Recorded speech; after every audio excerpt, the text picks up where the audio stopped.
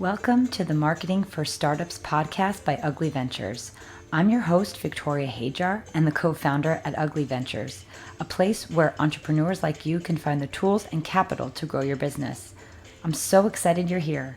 Let's dive into today's episode. Hello and welcome to today's episode. I'm so excited you're here. We're talking about go-to-market strategies. So go-to-market is really one of these buzzwords that oftentimes I feel like founders don't 100% understand why they need one and why it's important. So today we're going to be covering some of the basic elements of the go-to-market strategy, and I'm going to be sharing with you why you need to be always relaunching your product. So let's dive in.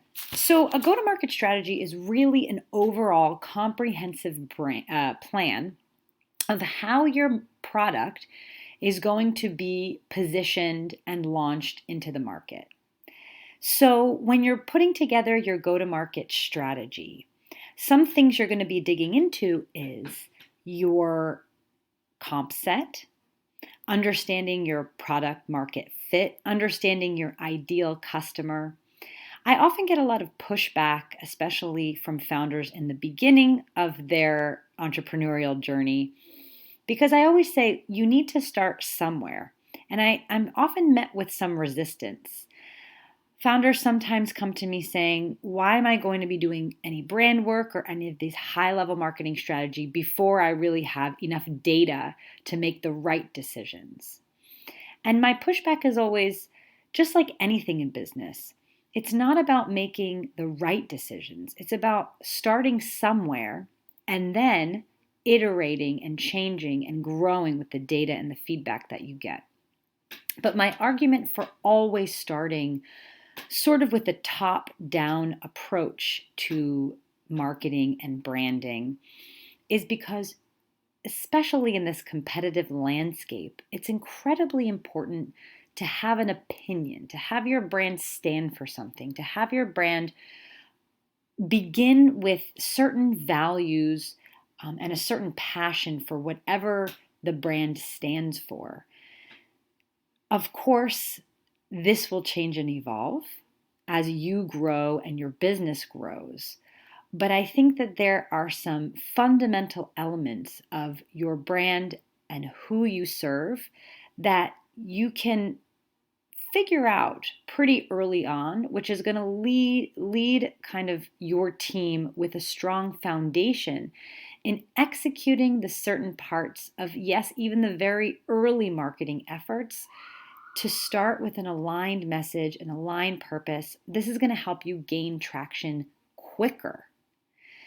And I know I've said this several times on the podcast, and this is not new statistics, but as people's attention spans are dwindling, you need to be repetitively out on social media, on all digital platforms with a same strong message.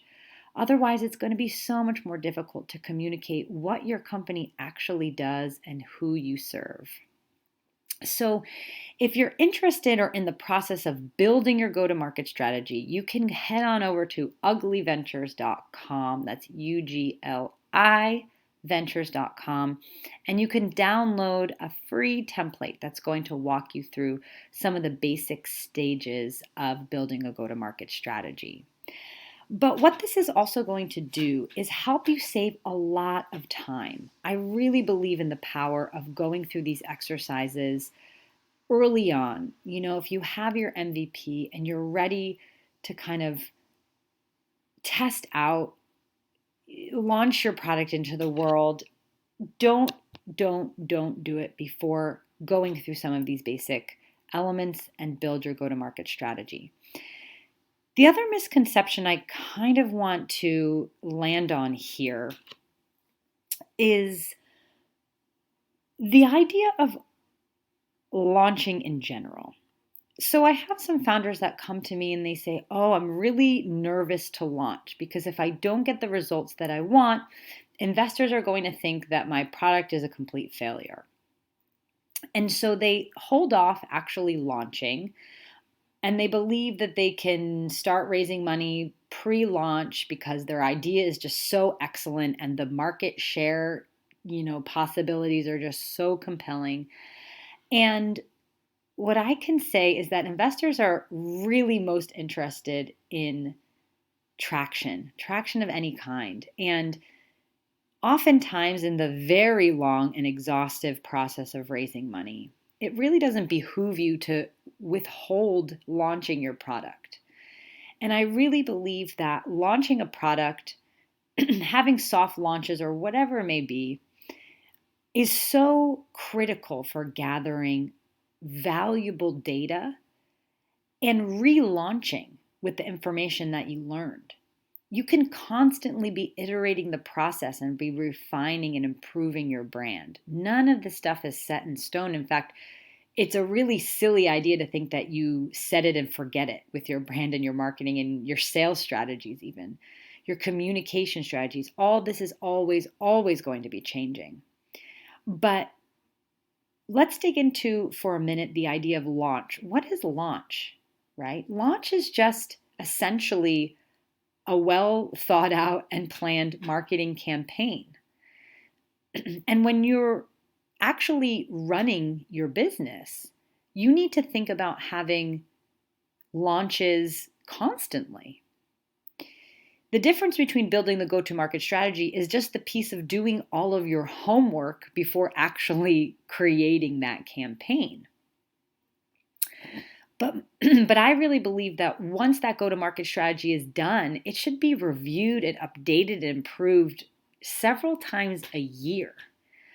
With clients that I work with, we review go-to-market strategies once a quarter. We make sure that the ideas and the philosophy that we originally put down still applies as our business changes and evolves, but it's also a good marker to make sure that everything that we're doing in sales and marketing and customer service is in line with what our original mission, philosophy, and values are. When you're in the day-to-day to business, it's easy to forget what those core values are, and especially as opportunities pop up. I think in startup world, we're always putting out fires and dodging new opportunities and sort of weighing opportunity versus how capturing a certain opportunity will play against the overall sales and marketing strategy. And if you're not constantly looking back at what that strategy is or what the brand values are, it's really easy to sort of go astray and get distracted by shiny objects like ways to get cash influx in your business quickly, even if it goes against what the brand values are. And I really believe that in the long run, that ends up doing more damage than good. So you want to be taking a really long view when you're building your go-to-market strategy, laying the foundation of your brand and your marketing. So if we break down further what some of the elements are of the go-to-market strategy, as I mentioned before, I love digging into things like comp set, right? And even if you don't have direct competitors, it is so helpful to have an idea of the sandbox you're playing with, right? And if you have a particularly disruptive product, maybe that comp set or sandbox that you're playing in is quite different than what people would traditionally think of a comp set in relation to your business. But I really love the idea of understanding what competitors are doing in your vertical. And by the way, investors will 100% want to test you in your knowledge of what competitors are doing in your vertical. So I would really suggest doing that research and having some really good answers on what sets your business apart from those competitors. The next thing that's incredibly important to meditate on is your value prop, right? What are the unique selling points of your product? And this is much easier to do once you've dug into that sandbox and you really have a clear understanding of what's out there, right? So being able to communicate your value proposition, understanding the position that you have in the market. All this is really, really valuable topics to research and meditate on. Once you've established those basic elements, you're going to want to understand that buyer persona, right? What are their buying criteria? What are some of their pain points? And I love suggesting always to go through the exercise of doing a messaging matrix, which is essentially extracting those pain points and then coming up with some phrases that explains how your product or service satisfies the pain point or relieves the pain point for the persona. And again, this is not going to be perfect. This will change as you get feedback from clients. The best thing you can do is actually update that messaging matrix as you get reviews, as you get complaints, right? And this is completely an iterative process. Then you want to, of course, lay down that basic elements of what the brand is. What are the brand promises? What are the values of your brand or the values of your company? Again, if you're more of a technical mind, maybe you're an engineer, maybe this feels like a little bit more of the fluffy side of business, but I cannot stress enough that this is actually the major differentiator that your business is going to have against competitors or anyone else that comes into your space.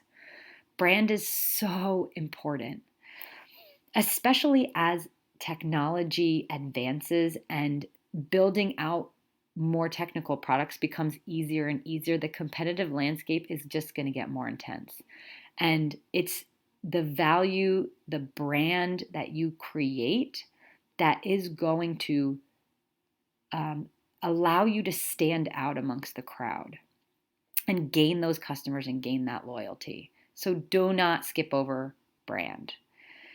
Once you have all of that set up, it's really about putting together your client value journey, which is that marketing funnel that I've talked ad nauseum about. There's tons of resources, which I'll put in the show notes about building the client value journey.